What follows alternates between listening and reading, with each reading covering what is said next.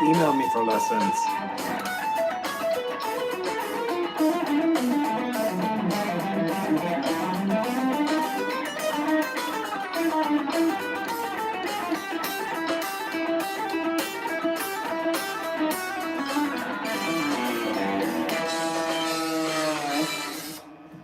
Let's see.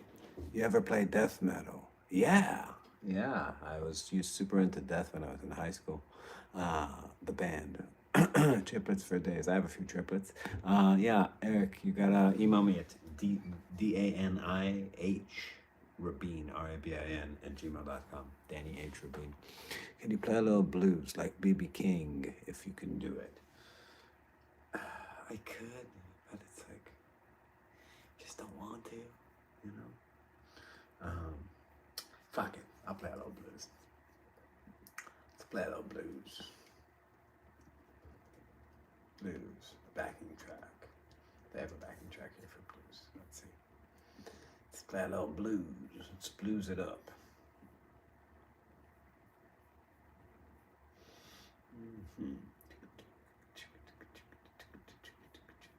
Here's a C blues.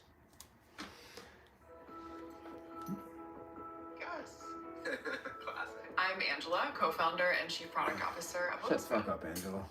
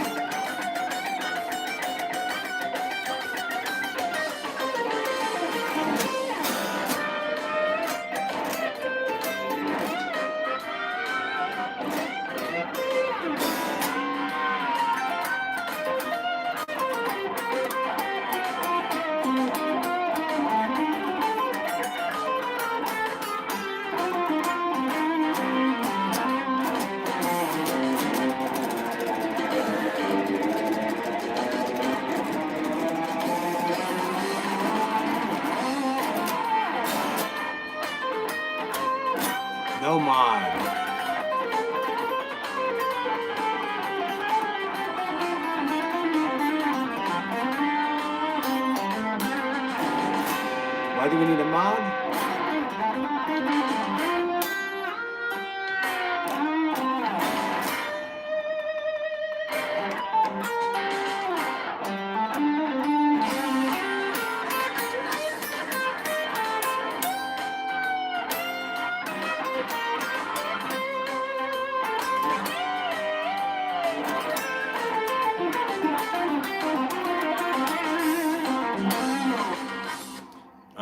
I did yoga today.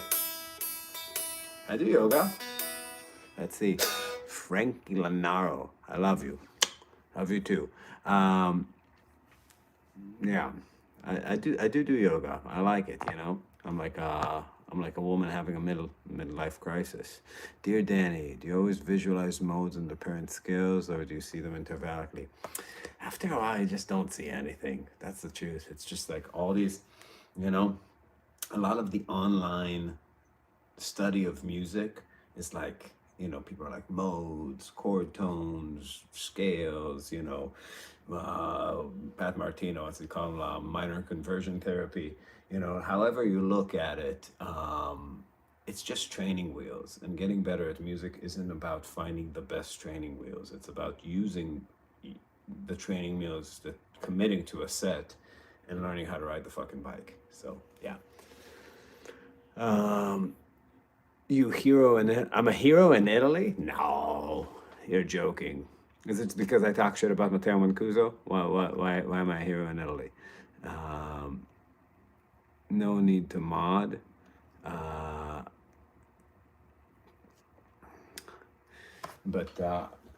No, even if people are talking shit, I don't care. Yeah. It's a free country in America. I know you guys in Europe. Guide to moving day. In Europe it's different, but here in America it's a free country. T-Mobile 5G home internet with 2-day free shipping. Step 2, get online in 15 minutes. Step 3, find the box of pans. Let's see. What is the most used 8-note pattern in a scale? All that stuff. It's, you know, whatever you can shred with. Don't think about it. You don't need to make a statistical analysis of what people use the most. Like, you know, you just gotta find stuff that, you know, that you can do. Like, this is like an F. I use 6-note patterns that go back and forth quite a bit for playing like this. This is a pattern I use all the time.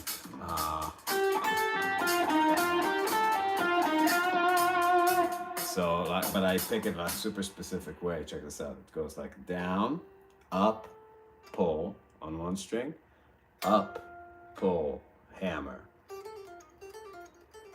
So I pick 3 times, and but my right hand's going to do do do do do do, and what comes out is so check this out.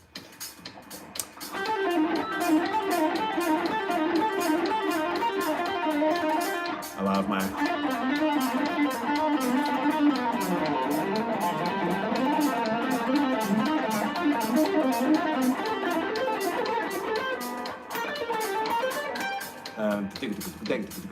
that tempo's a little bit intense for that, but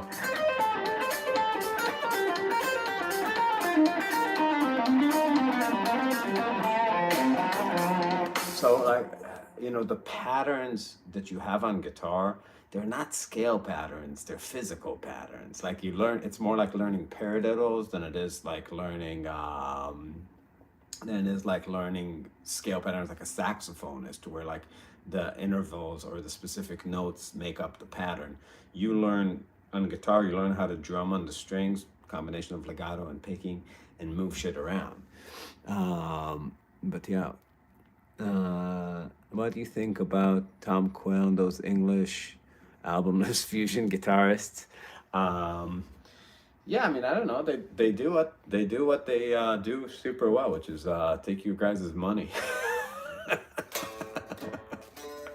You know, there's a lot of selling jam track Santor courses. You know, it's like, I mean, you gotta look at people like, you know, it's like, are they successful in what they intend to do? And they're very successful at it. They're some of the best, you know, get the clicks, get the money. That's their game.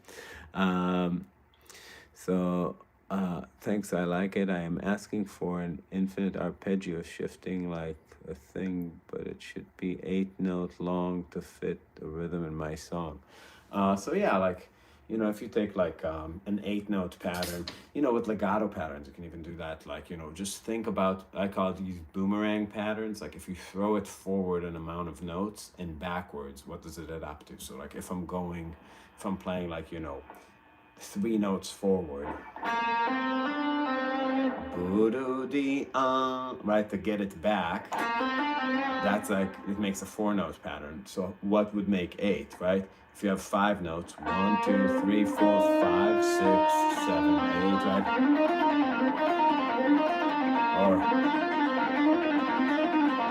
But if you want to make a longer pattern, 16. Like how many forward moving notes do you need to make the pattern cycle backwards, right?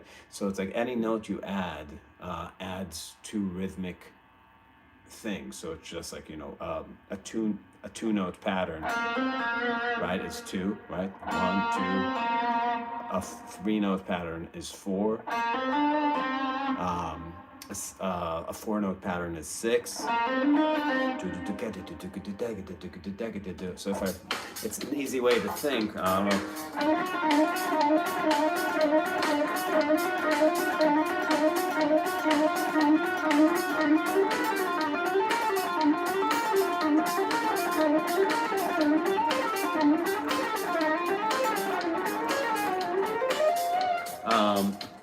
So like that's a 12. 1, 2, 3, 1, 2, 3, 1, 2, 3, 1, 2, 3, 1, 2, 3, right? So if I'm doing it in a 6-steplet subdivision, it's going to cycle. It's not going to cycle. It's just going to be locked. But if I take a 4 through that same pattern,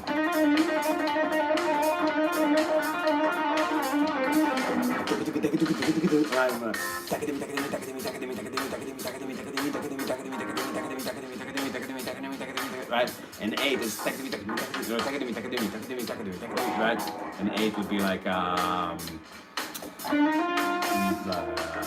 notes, like 1, 2, 3, 4, 5.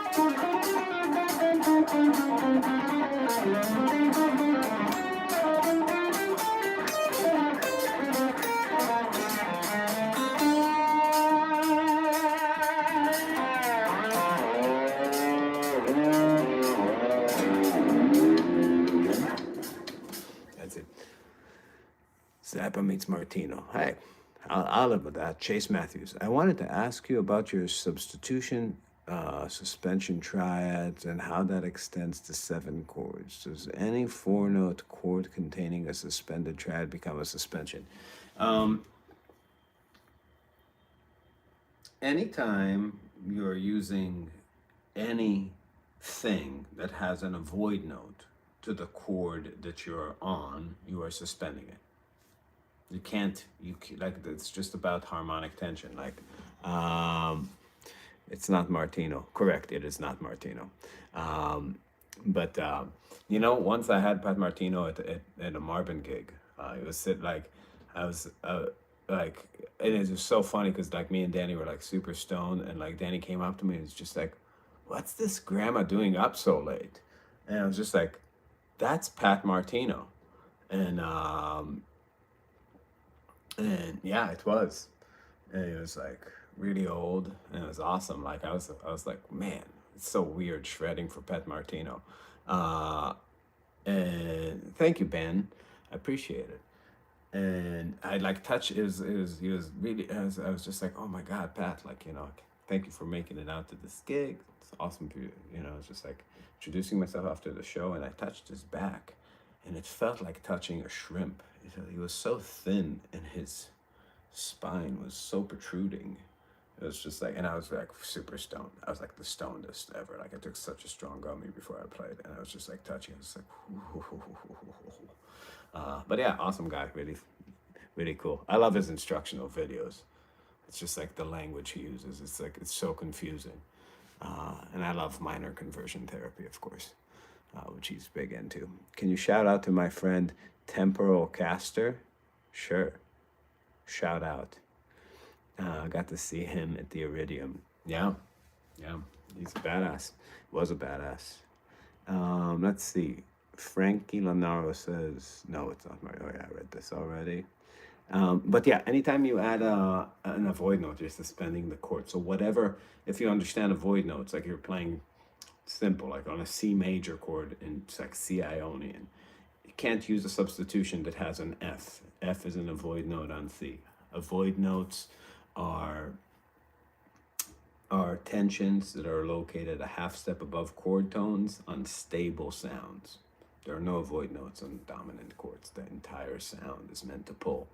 But when you're trying to stabilize the sound, so it's like, if you're in Phrygian dominant or something and you're trying to like look for triads, they're all dominant. It's like there's no like this game of suspending the sounds. Like sure, you can suspend, but it's just like it creates this, it's like playing like a 2/5 or something. It just holds off like on that tritone pulling, but it's not the same as suspending like a major chord. But yeah, like if you're using, I don't know, D minor instead of C, then obviously like, it's a suspended sound. Have you eaten? I've eaten too much today. Dude, Frankie Lanaro is here with the compliments. Thanks, Frankie Lanaro. Don't take lessons. Study online. You can't go wrong. Study on YouTube. You don't need people to teach you. Are you crazy? Just type in whatever you want to know into ChatGPT and just do what it tells you. I need to clarify that I'm joking. That is a joke. Don't do that. That is really, I heard that people do this now. Everjam with Yuto Kanazawa. I don't know what that is. Let's see. Come over to Accra Jazz Festival in Antalya. Antalya. Where is that? Where is Accra Jazz Festival?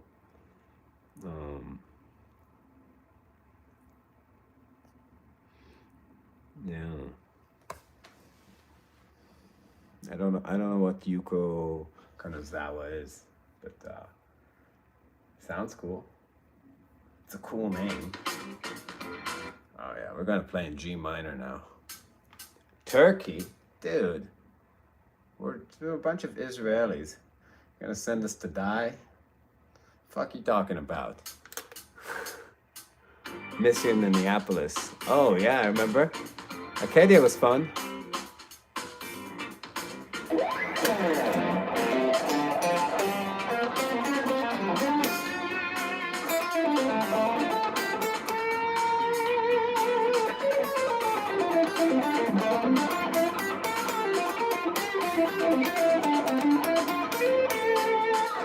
I love the Turks. Listen, nothing against you guys.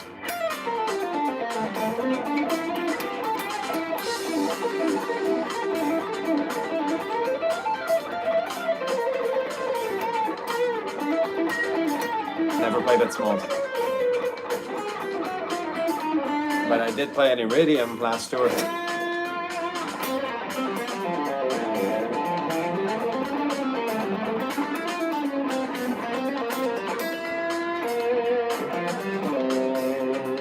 Marvin, I have some trouble reaching with my left thumb either to fret or to mute. Any tips? Yeah, you might have little bitch hands. So, you know, I don't know, more tea, eat steak, out for a little.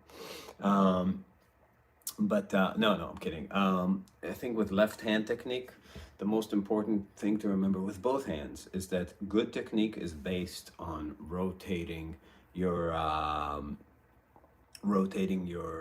forearms, picking, you know, even like, you know, everybody who has great technique, like, you know, rotates. It's not reliant on your wrist exclusively. There's rotation happening. That's kind of like the motion, the relaxed motion you can do the most of.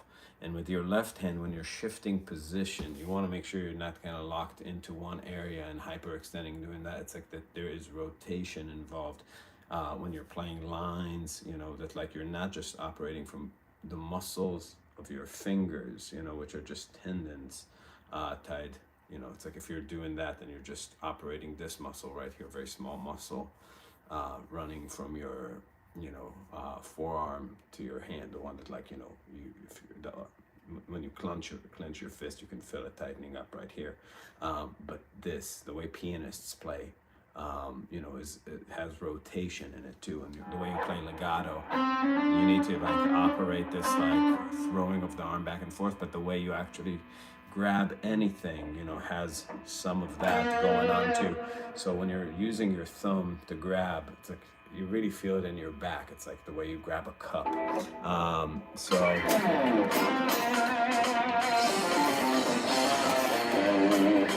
If it's like chords.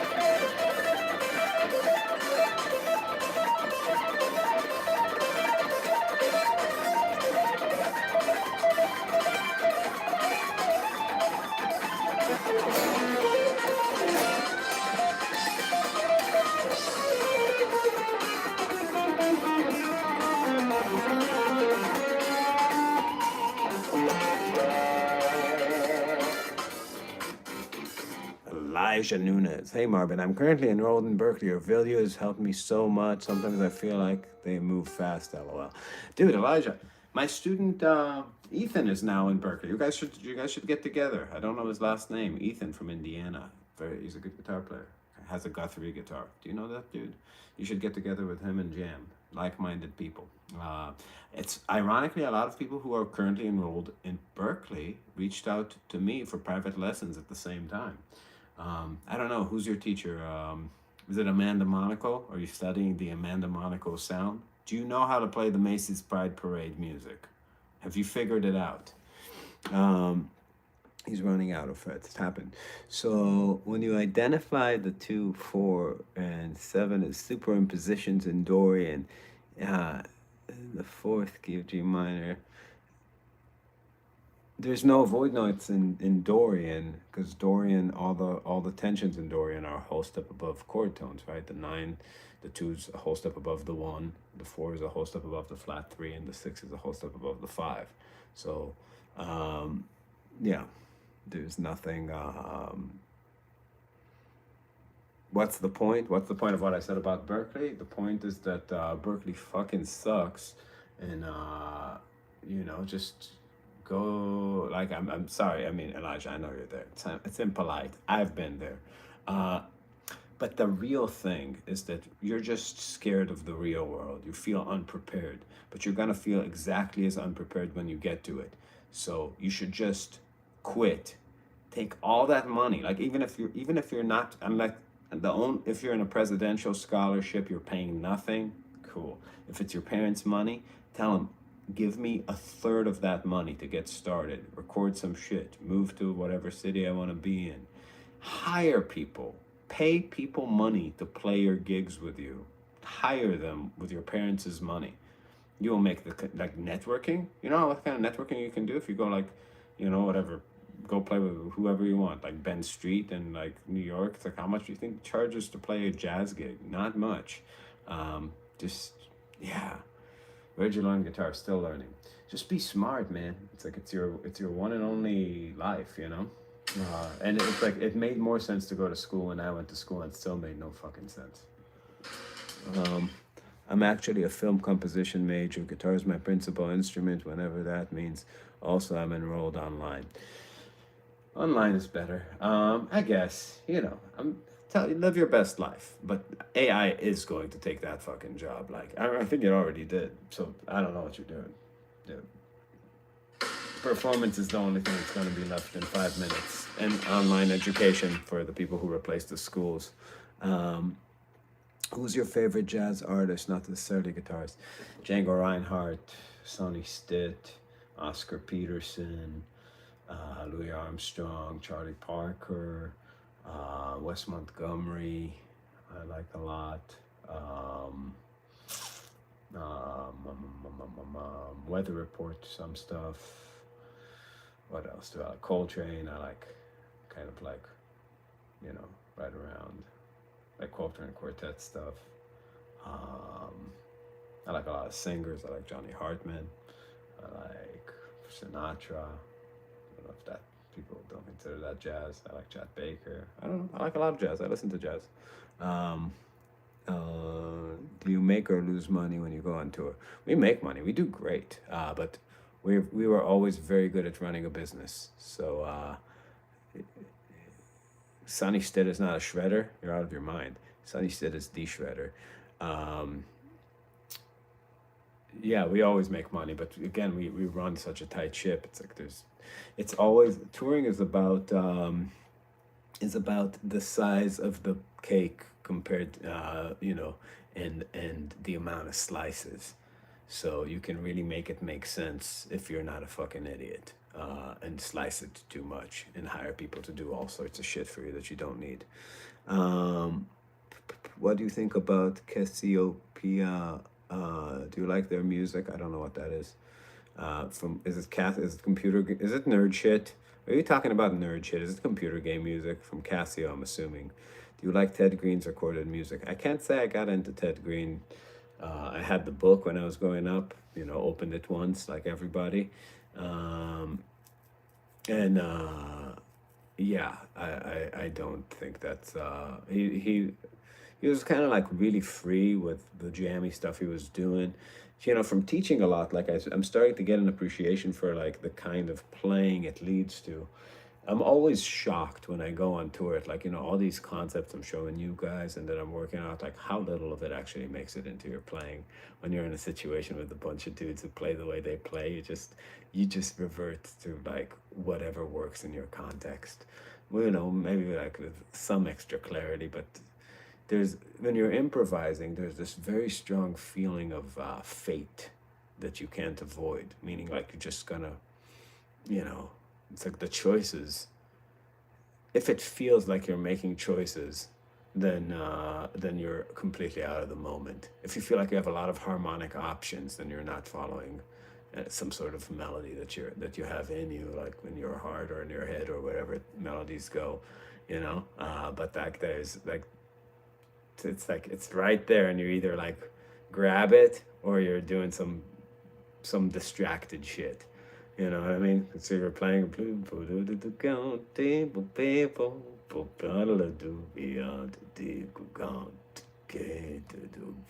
it's like the thing you're doing. It has to be that tonight, you know? And and I think like a lot of the pre-practices just get to a place where you can just get the idea that's manifesting, you know. Thank you for your videos. What kind of custom audio amp do you have? I have the PT100 non-MIDI version. I have two OD100s and I have an OD50. So it's the Landau Scott Henderson thing before they got the Pete Torn thing happening. So they look the same, but they're really not the same. Like the Pete Torn thing is voiced. I didn't like it when I played it. It wasn't for me. It was like really Van Halen-y. And my amps are just kind of, they're much less forgiving though. Like if you like that kind of compression that you get from it, then you're not gonna like the OD100s. It's just kind of like spits out the notes. Everything's kind of like wide open. Did guys like Chet Atkins Les Paul use caged? Did it start from Joe Pass? No love for Freddie Green. Why? For playing chords that nobody could hear? Give me a break. Do you like Chet Atkins? Yeah, I like them. I don't know where Cage started. I mean, it's I don't even think about that. Like it's just a way of seeing one octave shapes on the guitar. Happy birthday! Thank you, thank you. I'm in my 40s now. Ted Green playing. Send in the Clowns is amazing. I'm not sure if I heard that. Can you talk about left hand muting and how to approach it with newer players? Yeah, like left hand muting gives you the ability to actually play aggressively, you know, like Stevie Ray Vaughan, people like that. You have to get a sound that's really mid-range focused, and it's really like it works way better with thinner picks to get that because you know you have to hit harder, and if you hit hard with a thick pick, you know, Stevie Ray Vaughan played mediums, picks that have a lot of give to them, flipped over to the fat side, and that's kind of like that tearing sound that you associate a lot with left hand muting. So like if I'm like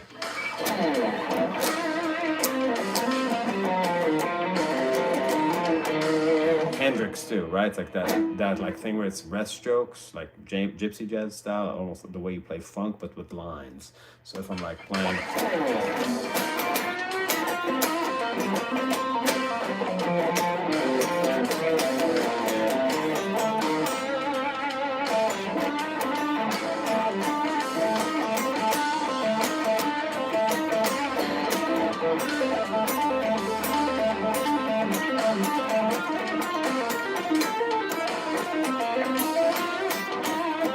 like with faster lines, it's a little difficult. Something that's really helpful is to learn how to play like a circular shuffle, like a Stevie Ray Vaughan style shuffle, where you're moving your hand kind of in a circle. You don't do that because it looks cool, even though it does look cool. You do that to flip the direction of the pick. So like Troy Grady and nerds like that talk about that a lot. Like we have a forward slant and the downstroke. But then when you're playing an upstroke, if you keep it with a forward slant, it's going to make a tearing kind of sound. I can't even do it. But what you do, you want to actually flip the rotation of your forearm to get the pick from this angle to that angle, right? That makes the good upstroke sound. But if you do it on one plane, on one trajectory, it feels really bad. It's kind of like hard to get it to flip in time. So the way that Stevie Ray Vaughan did it is he actually, like, the angle, the move to get the pick to flip that way, it's dragging back, not just flipping the arm and bringing it back, moving back and forth this way. It's forward and then back with your shoulder, right? That's the idea. So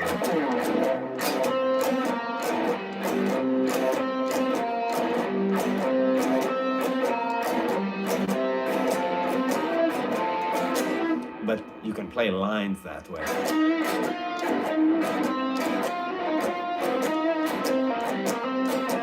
When you're playing, like, you can add hammer-ons and just keep that pattern.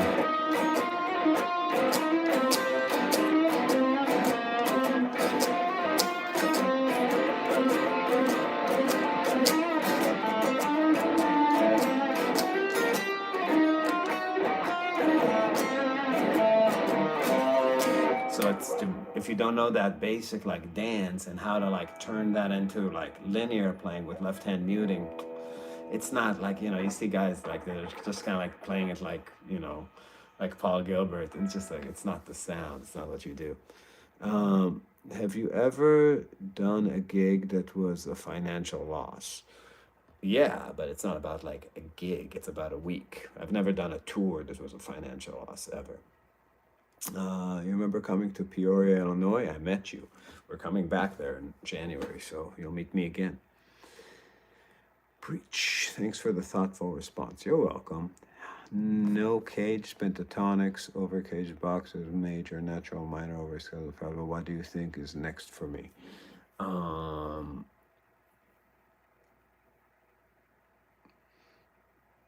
Applying. It's not next for you. It's next for everybody. Like, you need to work on voice leading, being able to voice lead through changes, take songs and move notes through the harmonies of the song. And good voice leading is just making lines that sound like the harmonies, right? It's not something you graduate from. It's just how you learn songs. And if you can do that in 5 places on the guitar, then you have moved it through caged. And with rhythm, just be a student of rhythm. Like, always study rhythm. Like, never, if you're not rhythmically aware, then you're not really, the whole reason we want to study notes is to where they become second nature and you can focus on studying rhythm, which is just not available until you get it together. I'm playing with myself right now. What's the current topic? I'm playing guitar. Well, that's, it's a lot of ways to play with yourself, so that's probably more productive. Only guitarists think in boxes, shapes, and tab. That's true, but everybody has to think within the constraints of their instruments. And also, we're a bunch of illiterate motherfuckers, so that's you gotta work with what you got. Do you like Wayne Krantz? I like 2 Drinks Minimum and Greenwich Mean, and like some of those like solo pieces on a Strat he did on the first couple of albums. Have you ever met Guthrie Govan? Yes, we played Cruise to the Edge last year, and they were on it too. The Aristocrats. Marco Miniman sat in with us. It was awesome. Yeah, Guthrie was like super seasick. It was a cruise. So he wasn't feeling great, but he was a nice guy. No, I'm a programmer, definitely think in black and white, send help. Yeah, no gig on Saturday night, me too, but working on Holdsworth. Oh, dude, I'm just like in home mode for the last couple of months. Danny just had a baby, so we're like out of commish. And we just have jazz gigs in town and stuff. But Marvin's not on tour till January. What gauge strings do you use? On my Strat, I use 10s, and on my Archtop, I use 13s. Tuning to E flat. No, I don't, but I always want to because it sounds better. But I play with a saxophonist, and he won't learn the heads a half step down, and I certainly am not going to. So yeah, cut your hair. No, I love my hair. With your videos about Berkeley, what was your goal in comparing the characteristics of an elderly person to a scrotum? That actually was not my fault. My video, I was just planning to roast everybody in a nice way. It was a reaction video, so it was very like, uh, off the cuff. And my videographer yelled, he melted his own face as I was doing it. So I was just riffing from that point. So my goal was to be hilarious. And I watched it after a lot of people said that I shouldn't make fun of this elderly man's appearance. And indeed, I was really funny. I checked, because a lot of people was like, you shouldn't do that. So I was like listening to it after, I was like, wait a second, is this not funny? I was like, no, this is actually fucking hilarious. So just so you know, I went in there to examine it again, and my goal was achieved. It was very funny. Let's see. Freddie Green, so glad you got that. Coming up in high school jazz band, did a bunch of Glenn Miller. So bored. Again, it helped the music, but like, this obsession people have with Freddie Green, it's just like, I don't know. It's like going to a hospital and starting to shake like the janitor's hand, like, my God, this place would be a nightmare without you. It's like, even if that's true, it's just like, who gives a shit? Can you do, I can't do 8-finger tapping. I can't do fast chicken picking. Yeah, I don't know. I don't care about like shit like that. That sounds fat in your studio. Have you I have some wood walls. Let's see. How have soundmen been treating you? Always great, honestly. Since we started, I've always had a good relationship with sound people, because our band sounds good together. So it's just like they're happy. It's like I feel like there's a real correlation between how terrible you sound live and how bad your relationship is with the sound guy. It's like how bad your relationship is with sound, and then that guy is just like acts like a mirror. And then you're like, it's just people fighting against themselves, against how whack their bands are. That's my impression. In my neck of the woods, guitar players that know inversions are elite level. Well, I mean, it's good to know inversions. Work on Tony Williams' Fred. Nice. You're making up riffs off the cuff, puts me in the zone. Just making up riffs off the cuff puts me in the zone. That's good. Can you explain metric modulation? Metric modulation it's when you take like a dotted rhythm or a subdivision that's like that if you, let's say, you create a new tempo from an existing tempo, right? So if I'm like there's a feeling of pulse, like and I start like I'm in this 16th note thing. I start grouping it in threes. And then I start, instead of like keep the feeling of the pulse, I treat that new polyrhythmic subdivision I did as a new pulse. So I'll go from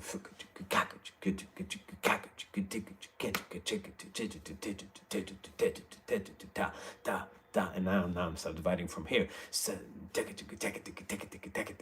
Group that in three.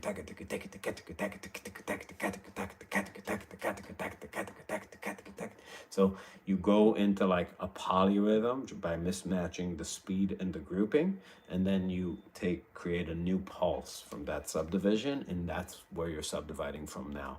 And drummers like to do this stuff because they are terrorists. They love destroying songs. They are like the Al Qaeda jazz music. They just jump in and they're like, ha ha ha.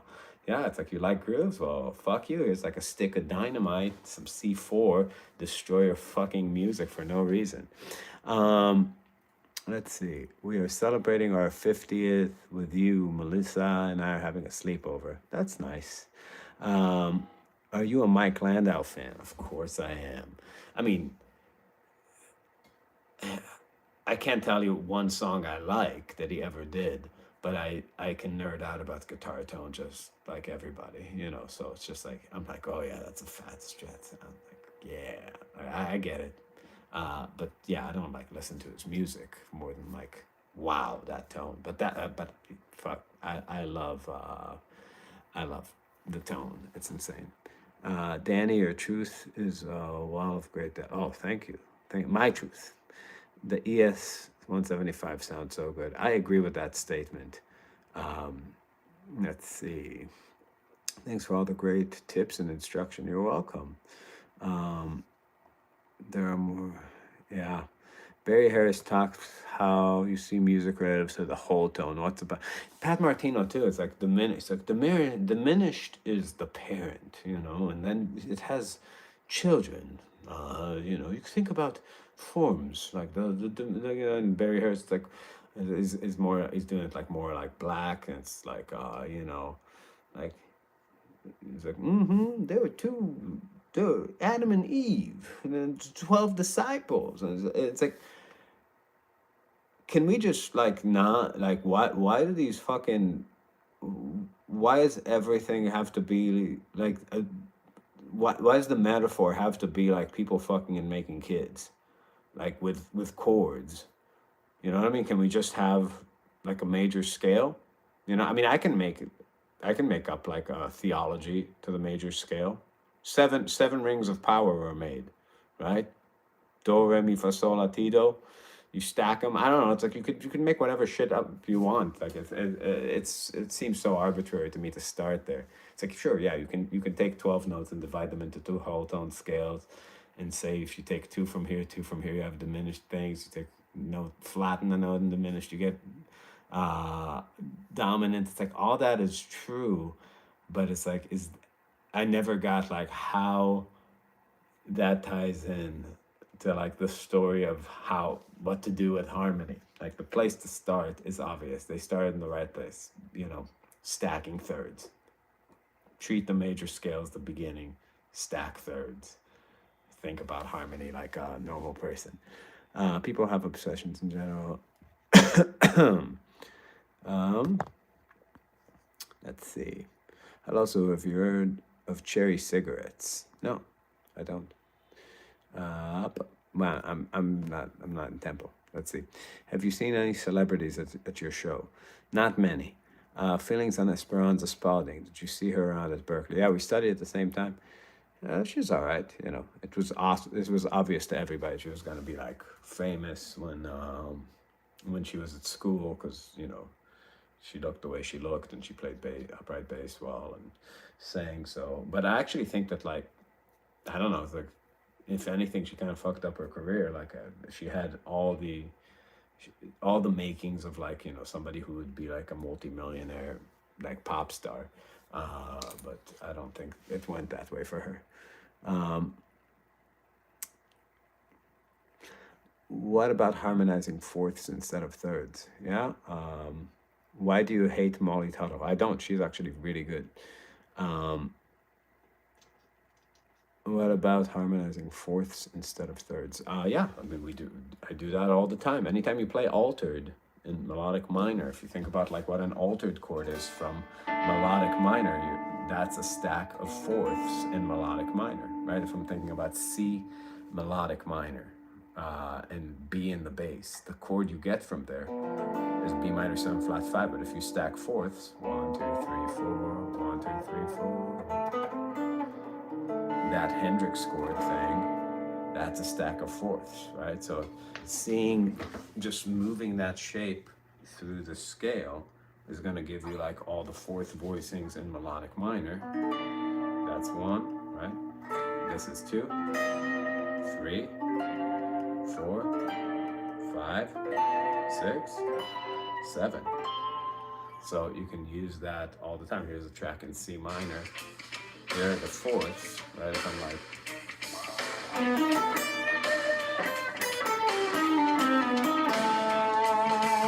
but I can use the fourths of the pretend 5 chord, meaning play the key of A flat melodic minor with fourths. And now I have this.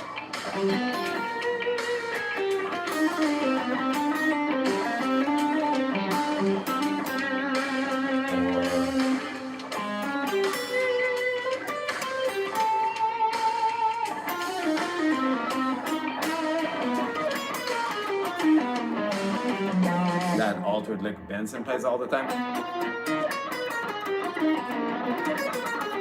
Or that starts with fourths and melodic minor. All right, why love you break is over, gotta head back. All right, God bless.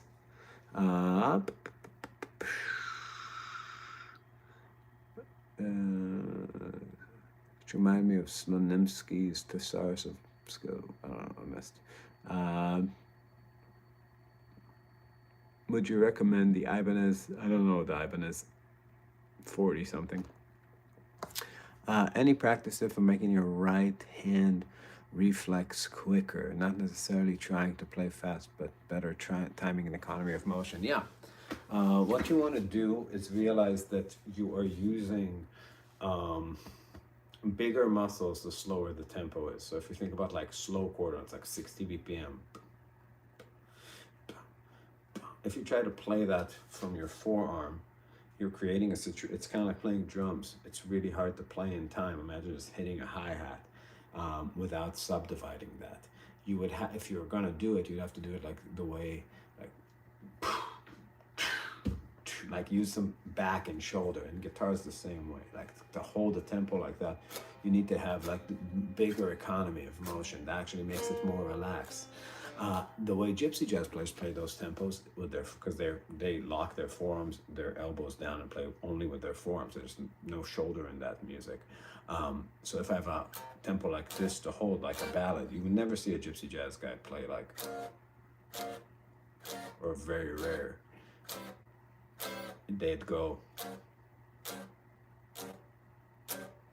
meaning the forearm is moving in eighth notes, but you're not even ghosting, just not touching the guitar. And the other one, boom, boom, ga, ga, gum, gum, ga. Now, when you take like a medium tempo, right, then it's all forearm. Quick tempos, like medium up, still forearm, but now in a tighter pattern. So it went from here to here, right? Now, as you get to up tempo, it's wrist, right? It's elevated arm, but wrist. Now, I'm telling you, like, to think about it from the perspective of rhythm guitar, it's useful because lines are just based on downstrokes with the right hand, because all you have to do is add upstrokes, and you double your subdivision, right? You go from like 1, 2, 3, 4, 1 and 2, 3, just by adding upstrokes. But the question is like, where is the motion rooted from? If you're playing like slow tempos,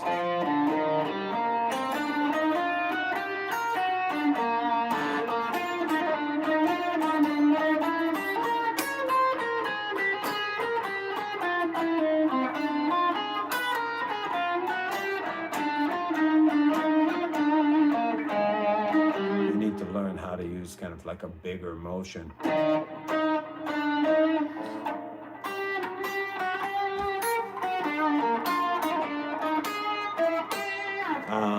Let's see. I've never heard of Mark Sandman. Sorry. You play a lot of chromatic notes in your lines. Yes. Would you agree that at the end of the day, there are no wrong notes as long as you know how to resolve them? There are no wrong notes. There are just wrong people. Can we create a unified theory that explains all chord substitutions under a single mathematical or acoustic principle? Yes, it's called music theory. I'm starting with gypsy jazz. What artist should I listen to? Django Reinhardt. Well, Jimmy Rosenberg is my favorite. personally.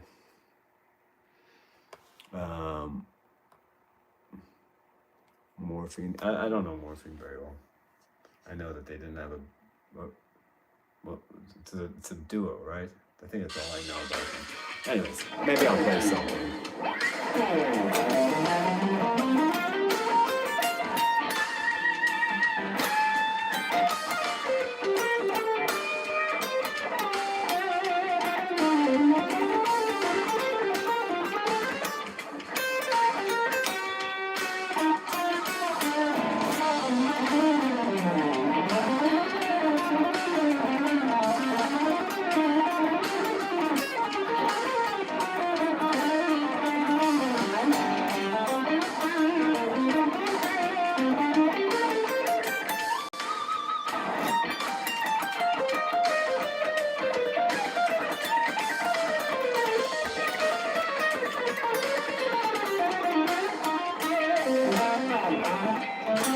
Do I still teach privately? I teach privately all the time, all day long, every day.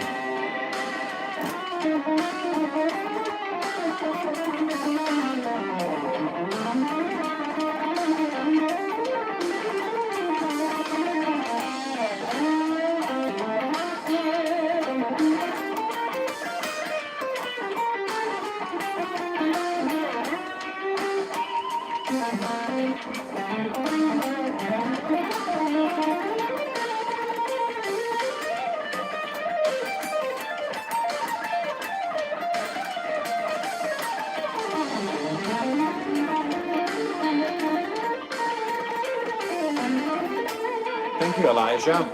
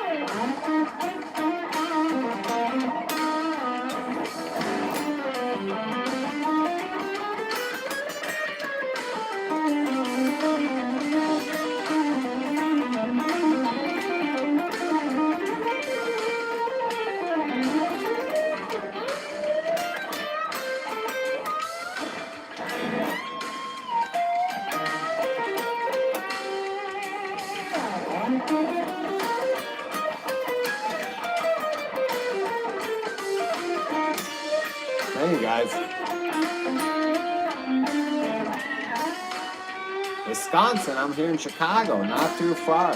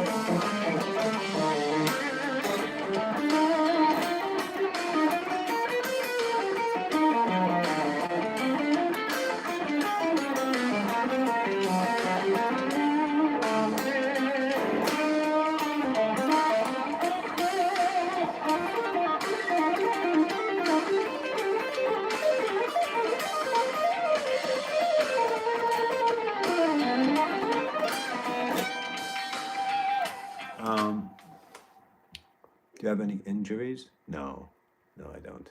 Never had any. But I feel like I'm on my way to a couple with sitting down so much teaching. Let's see. Chicken picking? No, I'm Jewish from Israel. Fuck chicken picking you're talking about. ever get deeper into Indian classical music. I know you do the rhythmic vocalization, I drag them, and sitarists like Nikhil, Shri, contemporary Ravi Shankar. No, that's I just I can't do it. I fall asleep. I literally like physically can't do it. I tried listening to Indian music. It's just like I don't know how you guys do it. It's so boring. It's just I don't know what's going on. Like why are they playing for so long? And like why are they tuning for like an hour before anything starts? What is going on? And I just don't understand what's supposed to happen. And it's just like then it's like I like it for, like I really like it for like the first like 7 minutes when it starts getting intense with the tabla, and then just like I'm just so zoned out. It's just so boring. It's just so boring. I mean I'm like I feel like I'm dying. And like Shakti is a good example. I listen to Shakti, which is kind of like East meets West, and like I'm super into it. Like they're doing crazy shit, and then I'm just like, whoa, what is happening? It's just like this thing takes over me, and it's just like this deep desire to pass out. I'm just so tired. I'm so sleepy.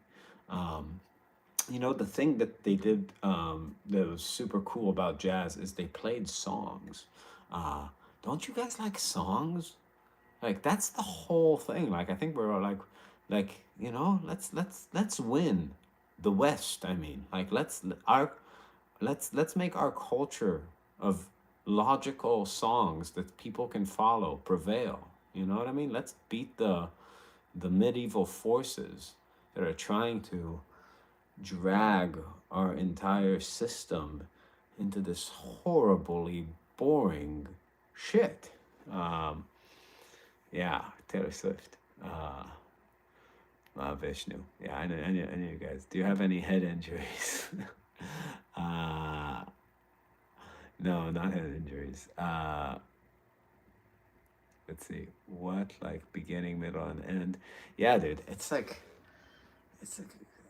A, you know what I mean? Like just fucking. It makes an amount of sense that is like painful. It's just it makes no fucking like I just don't understand. Even flamenco, like I listen to it, I'm like, what the fuck is going on? Like, do you guys know what's going on when you're listening to a song? Like, are they? I don't even understand the structure. They're like, no, like you need to clap. I'm like, I don't want to clap. I want to know what the fuck's going on. Like, you know what I mean? Like, fly me to the moon. I understand what's happening. You know, you wanna. It's about like how he's like uh there's a theme, but it's short. I'm not saying there's not. I'm not. Of course, there's a structure. I'm just saying I don't know what's going on, and I've listened to enough to know that like you know I don't care enough to like study. You know, I feel like an Indian can like you know come here and listen to Chat Baker and understand what's going on and be like, that's fucking awesome. Why can't I do the same with their music? You know what I mean? Like, wouldn't that be nice? Like they're like my funny Valentine, like whatever. I don't know. It's like you know, it's like yeah, they get it. They get it because it makes sense because it's good. I don't know. It's like it's what did you call it? Like not globally, but objectively. It's universally good. Universal. It's a universal form. Brazil, yeah, I agree. Brazilian music is dope. Bossa Nova is dope. I don't need to understand the words. I'm like listening to it, I'm like, fuck yeah, it grooves. There's structure. They're using like jazz chords. It's cool. I get exactly. Brazilian music is cool. Indians, you guys need to learn from the Brazilians. Your shit doesn't make any sense. I understand. Like you need to like sit, like smell the incense and sit quiet like in like a 7-hour concert, listen to people tune for 2 hours. Like it's a lot of shit in the whole ritual that makes no sense. You guys have to learn from other cultures that got it right. That's what I'm saying. It's like it's so boring. It's so boring. And it's like and also like they're all like they look like they're high on nothing, you know what I mean? Like on meditation. I don't know. That's Indian classic. There's Bollywood stuff. That shit is lame. That's what I'm saying. This is a really good point you're bringing up. So they have the shit that they do that makes sense is super like lame and cheesy sounding. Um, yeah. What about clapping after every solo and drum break? Only the good ones. You should be, the audience should, like, that's what I don't like. A lot of audiences just clap after everything. It's just like, and some audiences don't know to clap either, so they clap after nothing. I like an honest audience where it's like if it's some fuck shit, like you get weak claps. There's a reason why crowds cheer when you start repeating lines after. Um, yeah. What chords instances do you use whole tone scale for? So like if it's a minor chord, then you use it from the fifth, and that one doesn't have to. This is A minor, so I'd use like G sharp whole tone.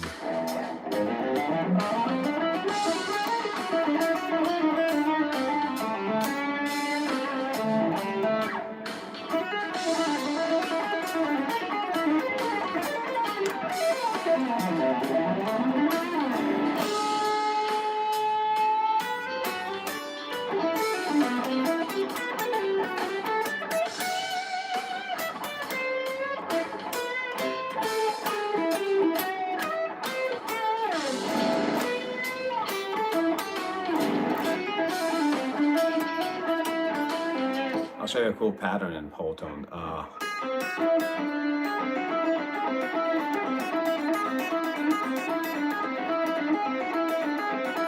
That's a really good pattern. So I'm going like note on the B string, going down. I don't even know, like, to this has like just using that pattern that's symmetric between like the G and the B strings. You can move that pattern around.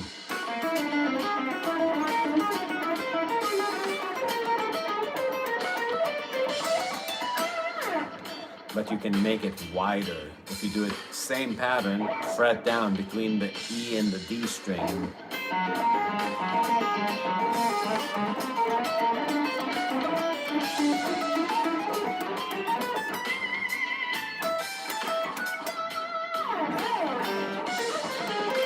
Oh.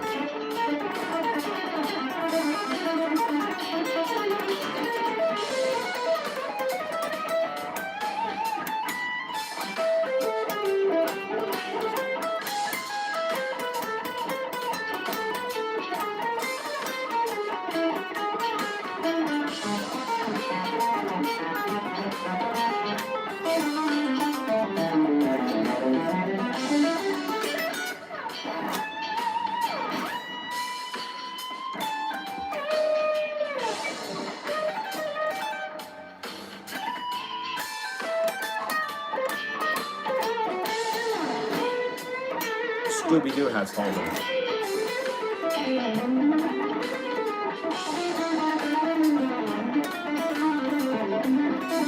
Whatever, it's like going back in time, that's whole tone, right? Have you ever docked with a chromatic triadic approach from Berganzi? No, man, those saxophone nerds. I see I've had a saxophonist in my life from age 21. Me and Danny talk on the phone for like an hour a day since we were children. I slept more nights with a saxophonist in bed on tour, sharing beds, than with my wife still to this day. I cannot be tricked into thinking saxophonists know something that we need to know. Like this whole, it's like, pardon my French, but it's just so gay. Like this whole thing of like, I listen to horn players. It's like, shut the fuck up. Just shut up. Like, ugh, disgusting. Just listen to guitar players. Guitar's fucking awesome. You gotta listen to guitar players. Guitar players are, and like there's something to learn from them, but it's just from listen. Don't buy their books. Why are you buying their books? What are they gonna tell you? You know what I mean? It's like, and all the shit that like works great on saxophone. Yeah, Wayne Shorter. Like, what are you going to learn from Wayne Shorter, right? Playing out-of-tune pentatonics. It's like, I get it. It works on saxophone, but like, that's exactly what I'm talking about. Like, what are you going to learn from Wayne Shorter on the guitar? What are you going to put on the guitar? It's going to sound amazing. So I'm just saying, like, it's not a thing. It's not a thing. It's just so dumb. Like, listen to horn players, that's fine, but like, what they study, why? Makes no sense. Give me some advice that you would give your younger self, please. Don't marry the first one. Definitely don't marry. Don't don't marry don't marry somebody because they're super hot. That's a mistake. It's a bad life. Yeah, yeah, that didn't end well. So yeah, definitely, like, be careful. Understand. I'll give you advice. Understand that the women you choose will will influence the trajectory of your life in the deepest of ways. So choose women that either keep you on track to where you want to go, or will allow you to go in the directions you want to develop. When you get, like, you should have relationships and make children. Definitely make kids. Yeah, start making kids young. I would say I would tell that to myself. That's the best shit in life, for sure, by far. And it's like, you will take what you do way more seriously when kind of like when you have that in your life, and be very picky, and it's don't do it like choosing like a friend. You know what I mean? It's just like, choose somebody serious. Choose somebody who, like, has their shit together, who you believe in, who believes in you. I don't know. Like, that will help you more than, like, for your practice Lydian flat 7 over dominant chords. Like,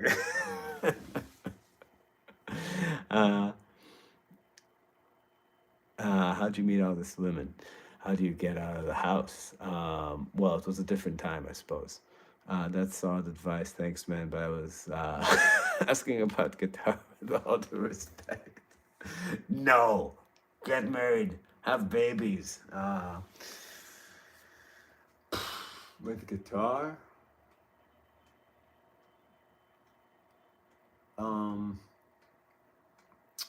I did it right. I don't know. I wouldn't do anything different. I play a bajillion shows. I played 300 shows a year for a decade. That's it. If you ask yourself, like, what's the difference between the fucking guy sitting at like a college office and Pat Metheny, it's the shows and the talent, but play a million shows. Just get yourself in a situation where you're like, if you're in your 20s, don't be home. You know what I mean? Do not be home. Get out there. Get out and play for people. I was Marvin, we started touring in 2010. We didn't have like kids and stuff till like 2021. So it's for like over a decade we were just out there playing improvised music.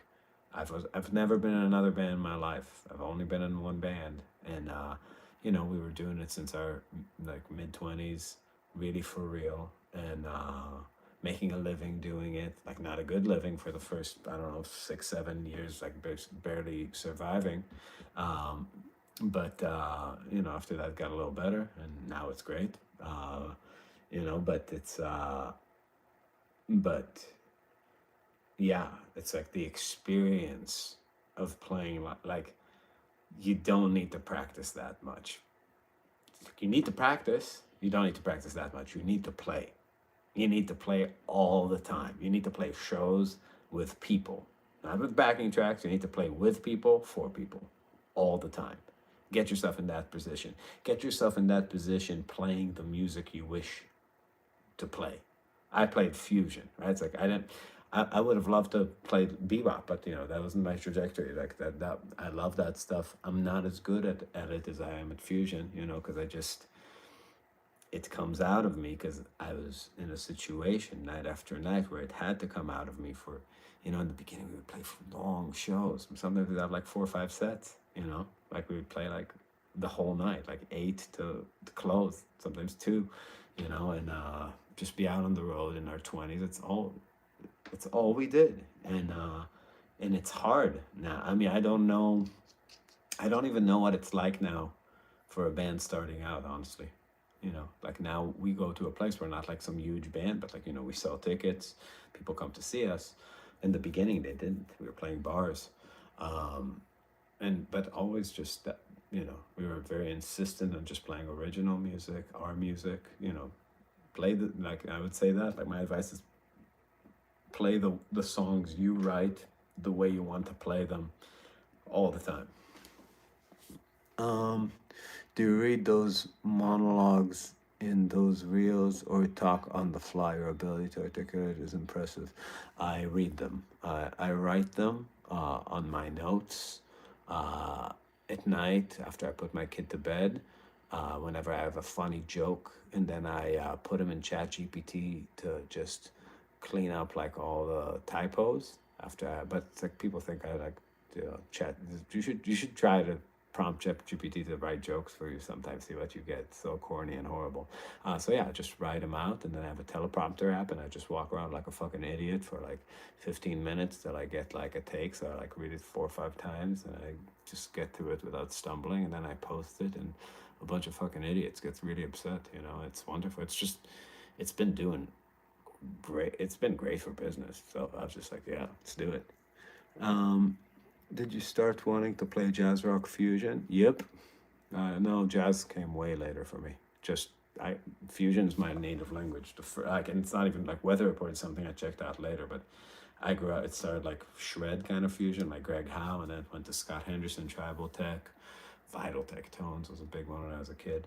I really like those 2 albums, Holdsworth, and yeah, that's like that 90s fusion. I feel like is my Gambali, it's like that's my native kind of language. That's Sean Lane. It's like the stuff I grew up listening to when I was in high school, and I think the way music hits you then, sort of something from there stays. So everything else I checked out was kind of like traveling back. Matheny was a huge. Since I was a child, I was listening to like 90s Matheny. Do you know Cassiopeia? No, I don't. I do not. Shorts the way these days people have such short attention spans. Yeah, but like, I know like I get millions of views now, millions. There's no, like, if we didn't have, for us, like it directs attention to our Patreon. That's how we make money. But like I keep thinking about all these influencers that aren't selling anything. They don't have merch or anything. I'm like, dude, I'm doing like twice the numbers of some of these people. There's no money in it. Like, I know a lot of you guys think they're famous, but like it's fame without all of the good parts. Who wants fame without money and respect? It's just like, but that's the currency now. It's fucking crazy. Yeah. Oz noise style. Is that a fully formed question, or am I missing like a part A to that question? I love rants, even the bluegrass stabs. Oh yeah, thank you. Somebody else. Hey man, what exercises do you think are helpful for chords? Like 6-7 days in, but I'm stuck on. Not sure.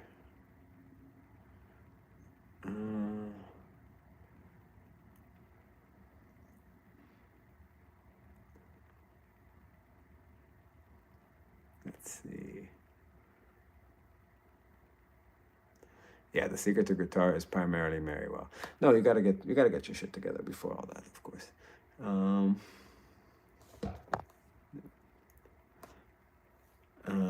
Doesn't YouTube pay much? It's fine, dude. Our money is Patreon. Like our Patreon, like we get paid monthly, and our Patreon's like 3,500 people now, so it's crazy.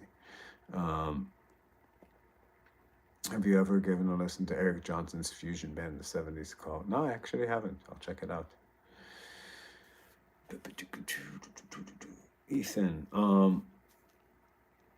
do you still listen to new music? Do you get influenced by it? I do listen to new music, yeah. I check out things like Danny Markovich, like saxophone player, always sends me shit, and I'm always listening.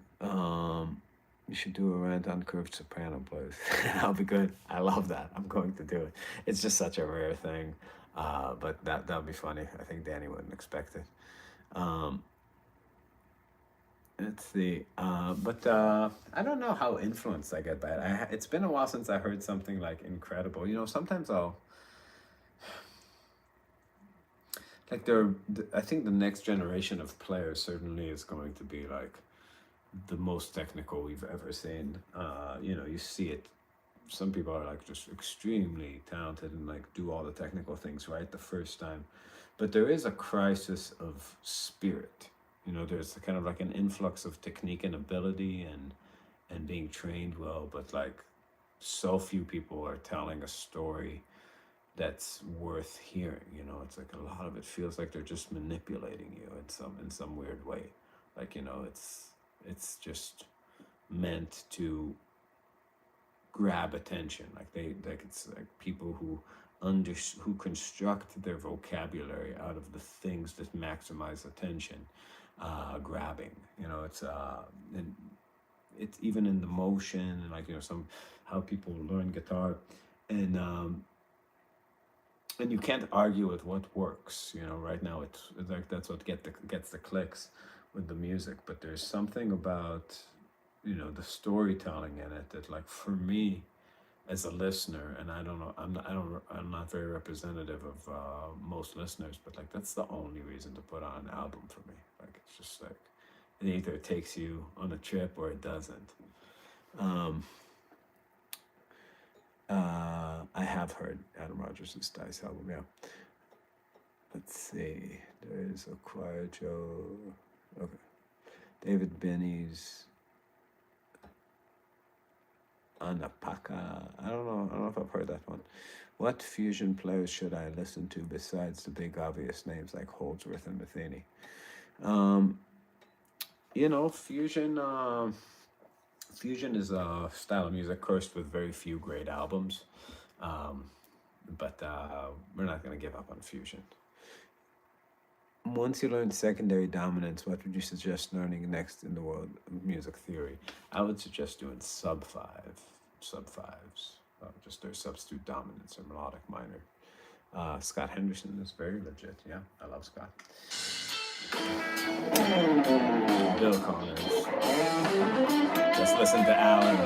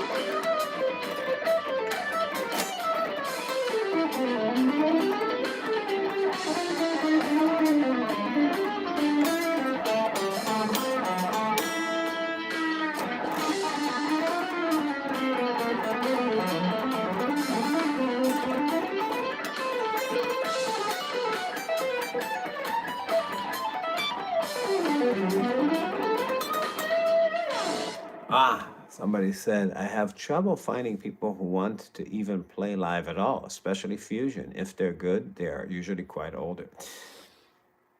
We figured out how to solve that problem. Money. Pay them. Always pay them, and they will want to play with you. If you're trying to start a band with your friends, then you're an idiot. Pay people with money. Use money. Hire the best people and offer them money for their services. It makes everything very simple.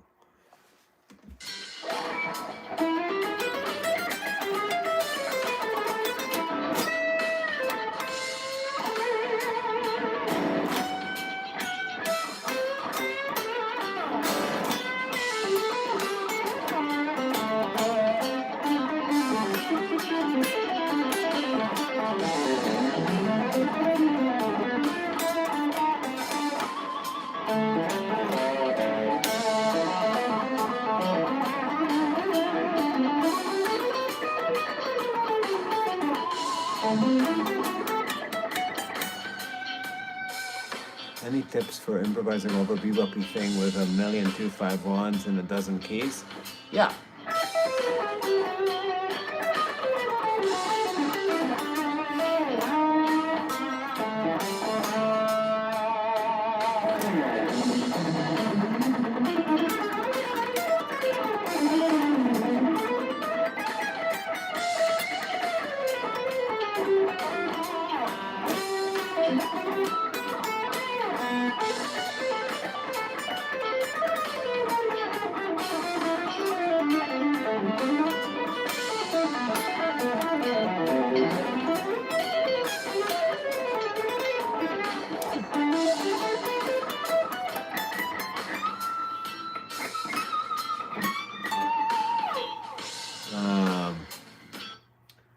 If you want to keep your friends, don't lend money. Never have, never will. I'm Jewish. It's against my religion. Actually, the Jews have done it. But that's how we got in trouble, so not doing it again.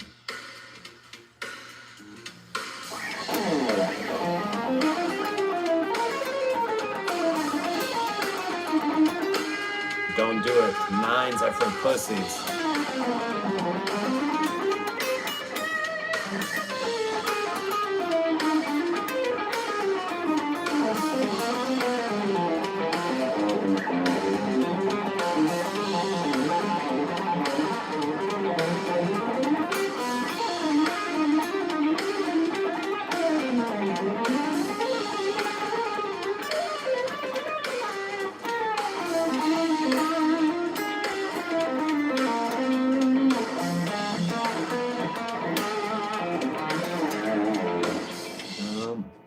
Usually the group lessons are Mondays at 3 once a month if you do that tier. But the videos come out all the time. Like for every YouTube lesson that comes, I think we're doing like 4 Patreon lessons a week, and they're basically the same format. Do you eat larger pieces of cheese or only shredded? Good one.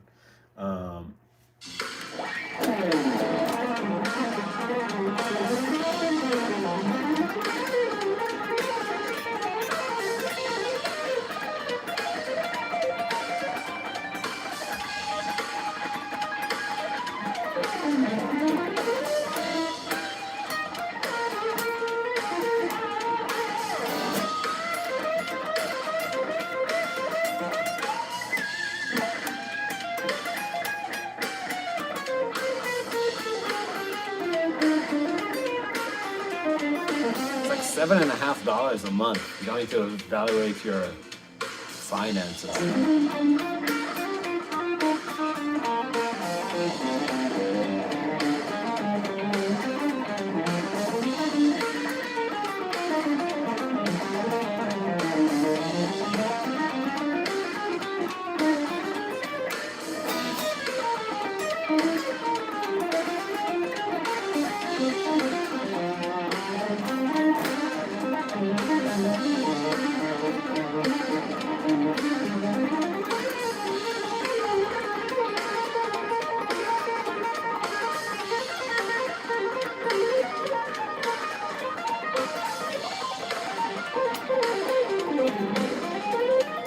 they do make man in the ass.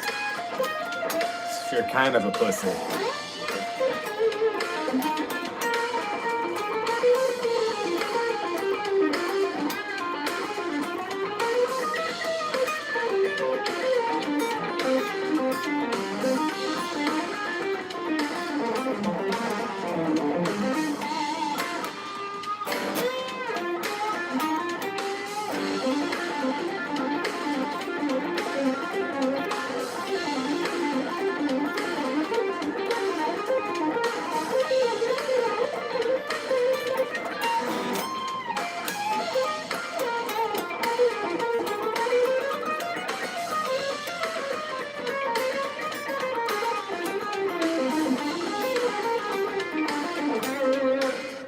Alan, we don't talk about money over here in this format. Are you crazy? Holdsworth played tens. I played both of his guitars that he brought on tour. Holdsworth played tens with medium action, not eights, not nines, not some low action. It was medium action. It was fucking normal as shit, and yeah, it was the most normal thing. Danny, you don't have to throw out Holdsworth entirely. He's still good, but an alien lick mixed into bluesier stuff. He didn't invent diminished. What? Holdsworth also played a guitar with no strings, syntax. Sometimes, yeah. His Kiesel's just had tens. They had normal ass tens. He brought them like in 2012, at least when we were touring with him. Schofield's tone sounds like a Toyota. I think Schofield's tone works for what he's doing. But yeah, I mean, obviously it sounds like it sounds.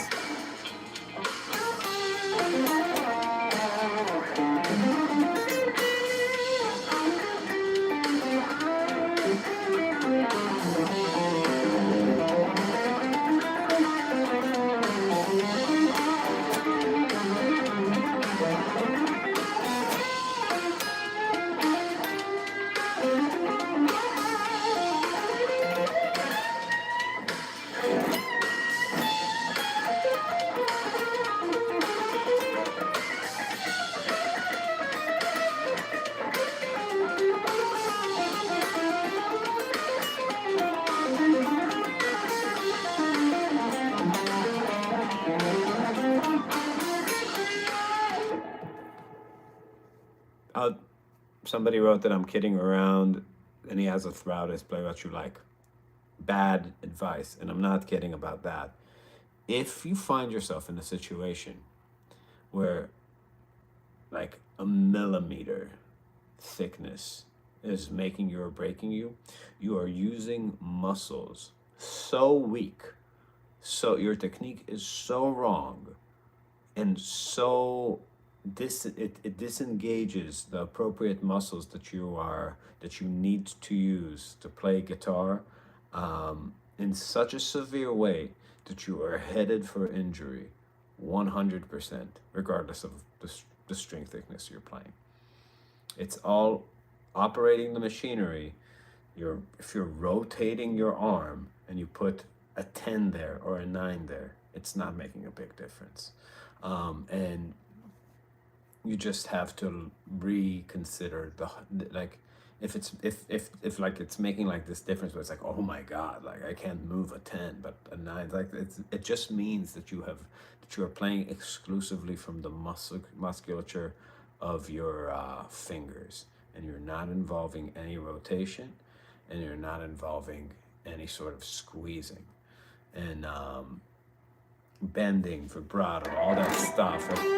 The fingers are obviously involved, but if it's coming from the finger, then that's the part that like you really can start feeling the differences between gauges. But if you're pushing from your back, no. Well, Stevie Ray Vaughan played 13s and E flat that feel a whole lot like 11s, and playing with 11s is fine. I don't know if you set up a guitar like that, see, I have one right here. It's fine. And high action is actually a lot easier to bend with because you're under the string, so it's less tension. How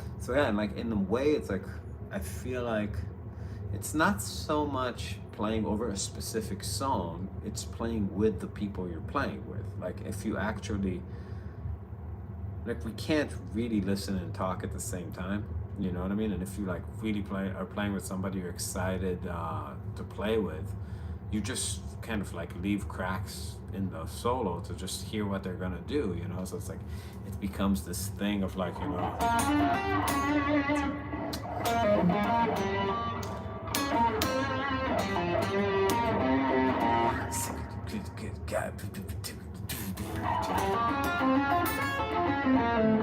so it's like, and that, like the way you're just dividing the phrases with, and but you have to, like you have to have people that speak the same language that you're speaking, you know. Let's see. I think you play nines. I never had a practice schedule in my life. Even like I printed one and hung it up in my room when I was 15, and I did it like for one day, and after that I was just like, fuck that. I'm just not that kind of person.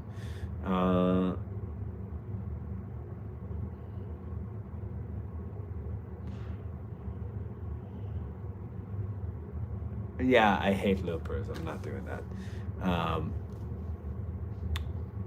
Let's see. When you play with people, it's a dialogue with words, sort of, yeah. Can you play Johnny Be Good? I actually don't know how it goes.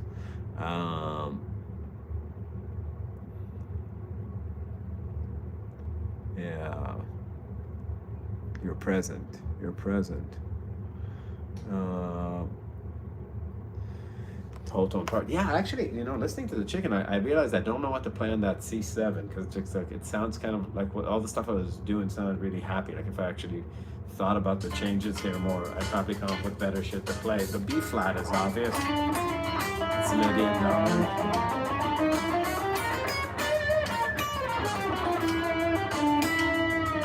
That's less sound. The E flat's Lydian dominant.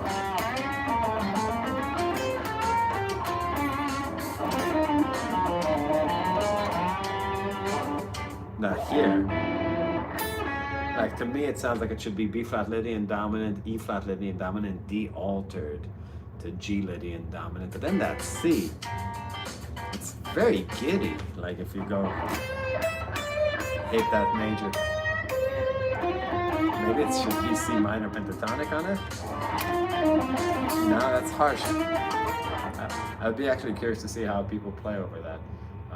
What they would actually apply to that C7. But it's a C7 that leads that and the breakdown. That's like an F7. So, you know my guess? I know what it is. Okay, so the C7 is B flat major pentatonic, which makes a lot of sense. That, okay, so now that's the sound.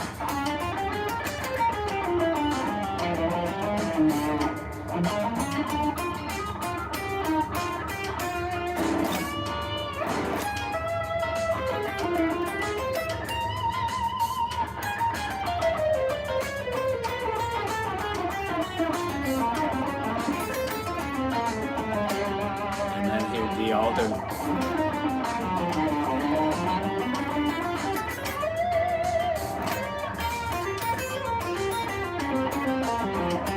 Of it.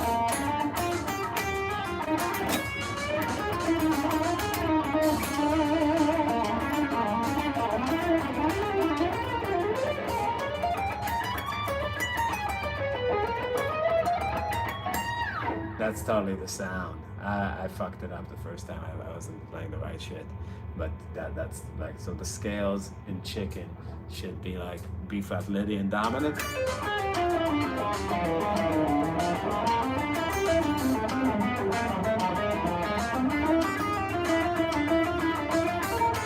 Again. B flat.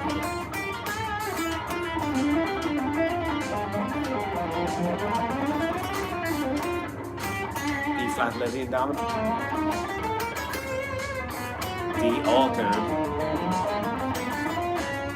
G Lydian dominant. Now, this is.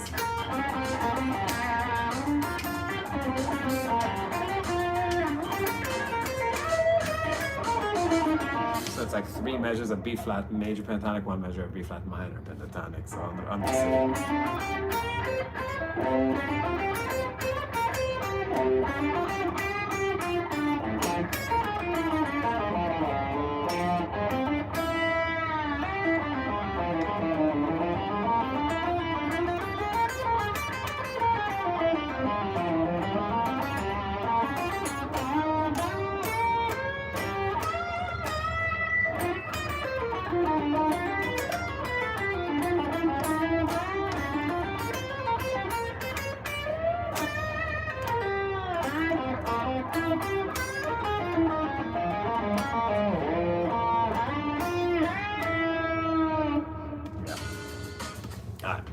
Now we know. I play better than that. Yeah, I don't think so. Just statistically. Statistically, it doesn't seem right. Do you ever play along with footprints? I don't, but I can. Can you play a harmonic major scale? Sure. Yeah. 1.3 gallons of gasoline. Thank you. Willow Smith with Mohini Day. It's too much girl power for me. Alright. I can chicken pick, that's right.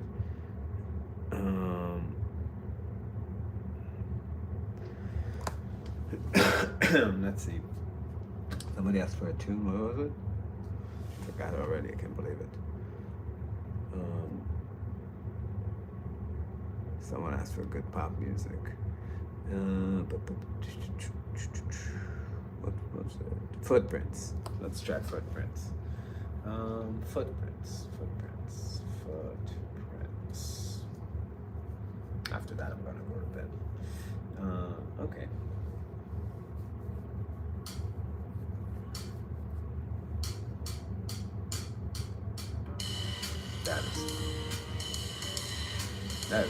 Is that the tempo of this song? Okay.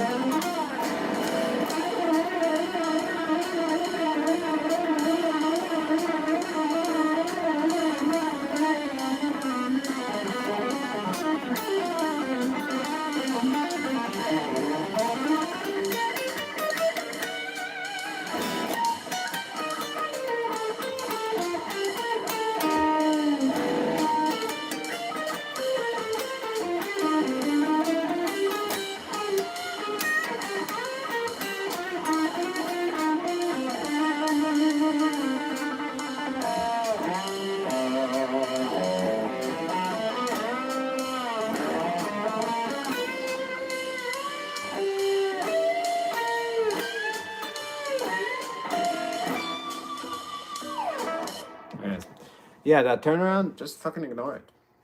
Just don't play over it. Play something that leads to C. That they're just playing, you know. I mean, you can, you know, just like that harmony is, you know,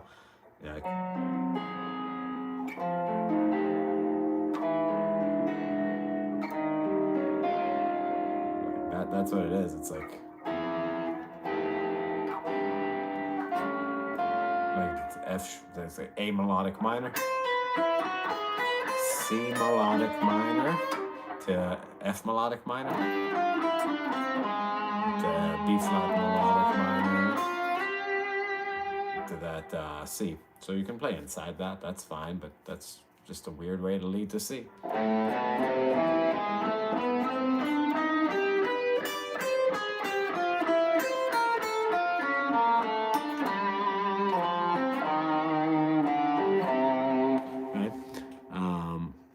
Yeah. Well, my guitar gently dies of AIDS, basically. You sound like if Holsworth, Scott Henderson, and Chris Poland had a baby. That would be quite the night. A7 altered has a C minor pentatonic in it. If that's, yeah. So yeah, A7 altered, but then it's like, yeah, but then there's no cadence, right? Typically, it's not just, that's not a good reasoning for why it should lead to C minor just because it has C minor in it. If anything, it will ruin the surprise. Cadences don't have the chord they're going to in it, typically, like especially with melodic minor. But if you just take that turnaround and play G altered on all of it, it's gonna be just fine because it's gonna sound like.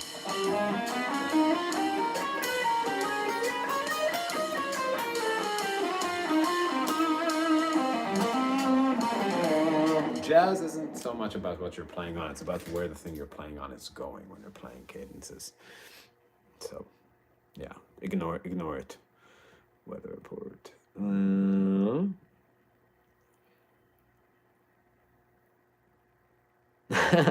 It's only Tuesday, I like that. Yeah. All right, guys, gonna see you later. It's been real, it's been long. 2-hour live feed, you know. We've had laughs, we cried. Now it's time to go to bed.